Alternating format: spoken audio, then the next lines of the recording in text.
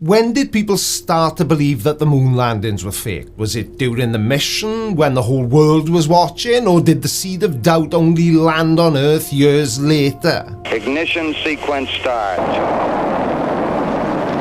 30 feet down, 2.5. Picking up some dust.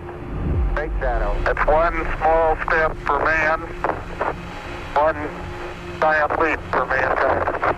On July 20th, 1969, humanity pulled off what is arguably one of its greatest achievements. 250,000 miles away, a couple of guys in puffy suits stepped onto a celestial body, and for a glorious unifying moment, every country on Earth looked up together. Oh, we think it's absolutely the most marvelous thing we've ever seen. Of course it is. Oh, I think it was just great. I don't think we can be prouder of the men that were up there. Well, I've been pretty excited about it, and I never thought they could do it. And yet 50 years later, as high as 57% in some countries, if you ask them, they'll say it's a load of old shite. A massive government-funded $30 billion swindle. I believe that this nation should commit itself to achieving the goal before this decade is out of landing a man on the moon and returning him safely to the Earth. To understand the paranoia, you have to understand the pressure. The US needed to win the Cold War against the Soviets, and everyone from President Johnson to the aerospace generals believed the international stand-in was worth the colossal price tag. Now, when Apollo 11 launched on July 16th, 1969, the awe was universal. News anchors like Walter Cronkite were literally speechless. What? I really couldn't say a thing. And when Walter rejoiced over a man landing on the moon, America rejoiced with him. They put 12 men on the moon over 4 years, one success after another. But here is where the narrative starts to fray. See, the thing about the miraculous is that if you do it 6 times in 4 years, it stops being miraculous and starts becoming routine. The American public were losing interest in the space race, and attention was turning to the Vietnam War and civil unrest. And they wanted to know what NASA was spending all that taxpayer cash on. Case in point, Apollo 13. Hey, Houston, we've had a problem here. Can say again, please. Houston, we've had a problem. Now, this near disaster actually brought people back to their TVs, proving that the only thing more exciting than a successful moon landing was a failure where the astronauts could die. Houston, we've had a problem. I was in the lunar module, and then I went down into the command module. We may have had an instrumentation problem, flight. Roger. And we had a pretty large bang associated with the caution and warning there. Started to look at the instrument panels. One of the quantity gauges, one of the tanks was 0. That was the tank that had blew. I then looked out the window and saw escaping at a high rate of speed a gaseous oxygen, because the explosion occurred on the damaged tank, but that also ruptured the second tank, just blew the entire side of the spacecraft off. My immediate feeling was just a sick feeling in the pit of my stomach, a disappointment. I knew we had lost the landing. And from then on, it was not a third landing on the moon, but a survival of how to get home. 3, 2, 1, 0. By the time Apollo 17 landed in 1972, the whole thing was over. The US had won the race but lost the public's attention. The landings went from being a scientific imperative to a political necessity that only served the Cold War image. And when an achievement is reclassified as a purely political exercise, it becomes extremely vulnerable to one thing: cynicism.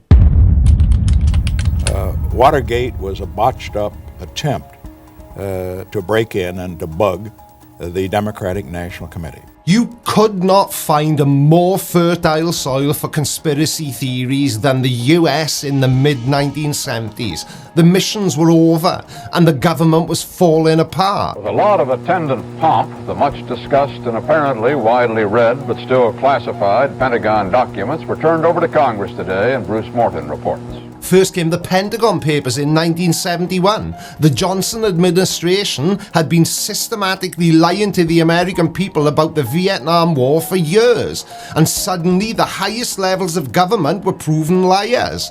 Then came the big one, Watergate. I would also say Watergate was illegal, and that it was wrong, and that it was very, very stupid thing to do. But whatever the stupidity of Watergate, the original break-in, or attempt to break in, I should say, which failed, was exceeded by our reaction to it. From 1972 to 1974, the whole country watched as President Nixon, the man in the highest office, was exposed for running a criminal conspiracy and cover-up. In all the decisions I have made in my public life, I have always tried to do what was best for the nation. Throughout the long and difficult period of Watergate, I have felt it was my duty to persevere, to make every possible effort to complete the term of office to which you elected me. In the past few days, however, it has become evident to me that I no longer have a strong enough political base in the Congress to justify continuing that effort. When Nixon resigned in disgrace in August 1974, the damage was done. Trust in government evaporated. People went from worrying about external threats, communists, Martians, Tiny Tim, to worrying that the American state itself was conspiring against its own citizens. Now, there was a notable 4-year gap between 1972, the year of the final moon mission, and 1976, when the moon landing hoax theory was officially established. Enter Bill Casey. There were many problems that evolved during the 60s that led people to believe that we're never going to make it to the moon. A former technical writer for a rocket engine manufacturer, giving him that inside knowledge claim. In 1976, he published the seminal text of the movement, We Never Went to the Moon, America's $30 billion swindle. Casey's premise was simple. I think it was an intuitive feeling that what was being shown was not real. What actually happened in my mind is that during the 60s, they said, if you can't make it, fake it. So to win the space race and avoid political catastrophe, they faked the whole thing in a studio, and for a public still shaken by Watergate, the idea of a massive governmental lie was suddenly terrifyingly plausible. Okay, cut. Wow, Neil Armstrong! Hey, wait a minute.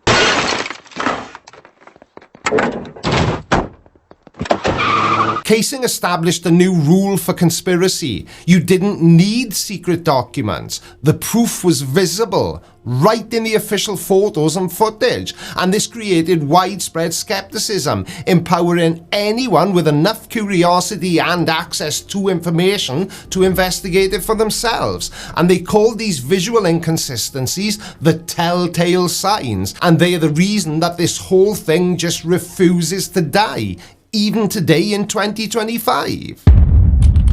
You don't believe we went to the moon? I believe it was a brilliant piece of propaganda that the Soviets bankrupted themselves, pouring resources into rockets and other useless machines. Let's tackle the 3 major visual claims. These are the arguments that every single moon hoaxer trots out. They sound convincing if you've never left Earth. Claim 1, the waving flag. Flags are known to blow in the wind. That's kind of why they're made the way they are. Things look cool when they blow gloriously in the wind. Only there's just one problem. There is no wind in the vacuum of space. So it seems odd to me that the flag would be blowing as if it were perched on a porch by a seaside town. Now, this is one of the easiest to debunk, but the visual is powerful. And here's the reality. The flag is stationary. It's wrinkly because to keep it unfurled and visible in an airless void, NASA had to run a rigid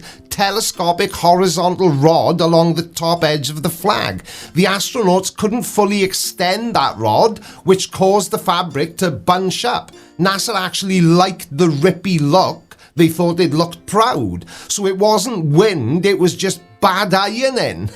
Classic government.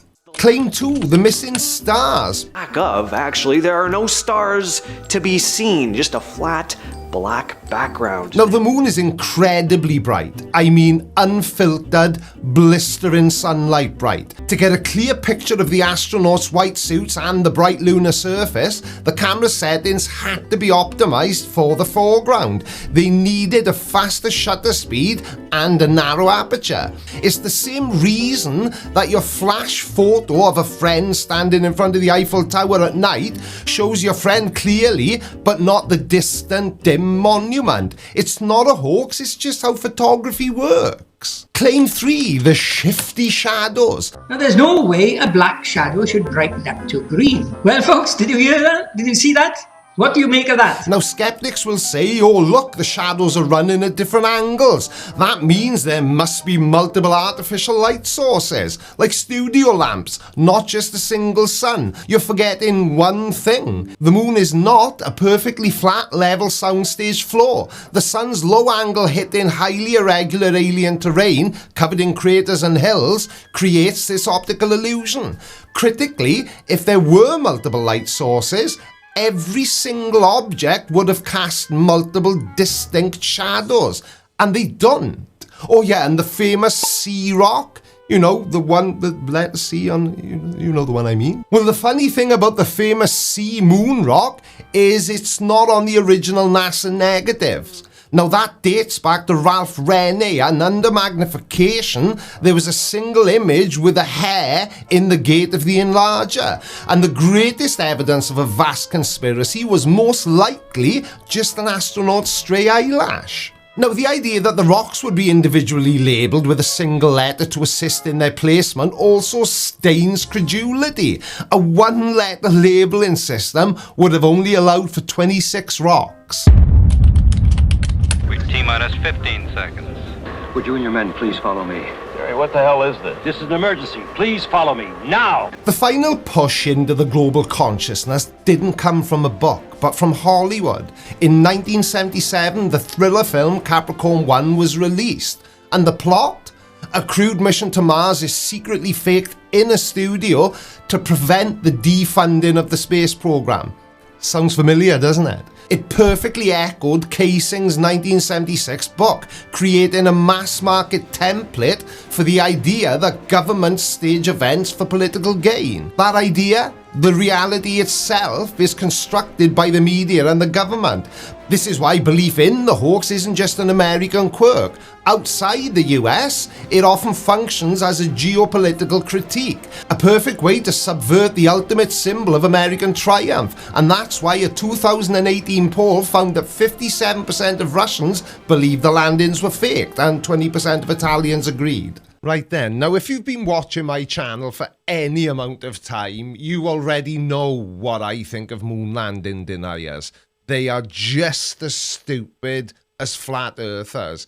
And also, they are also, a lot of alsos there, but to be a moon landing denier is to be a flat earther and vice versa. Now, Callum and I have live streamed the entire process of making this video for channel members, so if you're interested, you can sign up and join us next Wednesday. We've been live for 16 hours making this video, and it's been really interesting. Now, somebody pointed something out. At the time of the moon landing, NASA's budget was 5.9% of the gross domestic product of the US, And at that time, if you compare it with today, that would mean that their budget today is 0.49%. Now, I saw Mark Rober explain this perfectly. Let me get rid of that white screen. I saw Mark Rober explain this perfectly, and I've included the explanation in one of my videos, and maybe Callum will put it in the edit. But basically, if the United States budget for NASA, if the US budget was $1, NASA gets half of 1 penny of that entire US federal budget. I think it's a federal budget. I don't know. I could be wrong. NASA don't get anywhere near as much money as people seem to think they have. And there's footage on YouTube of people say, and movie directors, not just random people like me, but movie directors saying that it would have been more expensive to fake it than to actually go. So why would they bother? So if you believe that we didn't land on the moon, then go and get a checkup from the neck up, because millions of people across the globe watched it happen in real time. And you cite things like Photoshop for the pictures. Photoshop didn't exist in 1969. Grow up, grow a spine, and accept this for what it is. It is one of the greatest achievements of mankind. And the fact that so many Americans don't believe it happened blows my mind as well. You should be so proud that your country made it to the moon first. And yet there is a massive percentage of you who think it didn't happen at all. So, was the Apollo landing faked? The orbital evidence is clear. NASA's Lunar Reconnaissance Orbiter has taken pictures showing the descent stages of the lunar modules and even the decades-old footprints of the astronauts still sat there in the lunar dust. But the conspiracy theory itself was never about science. It's the ultimate expression of mid-70s political PTSD. The Apollo hoax is proof that if a government lies about a war in Southeast Asia and commits a criminal conspiracy in the White House, it forfeits the right to credibility on everything else, even putting a man on the moon. The greatest trick the US government ever played wasn't faking the moon landing, it was doing the moon landing, and then immediately making people so cynical they'd believe anything was possible except the truth. I don't think so. No, no, no, no. I don't think so. No, no, no, no. It's never, ever, ever,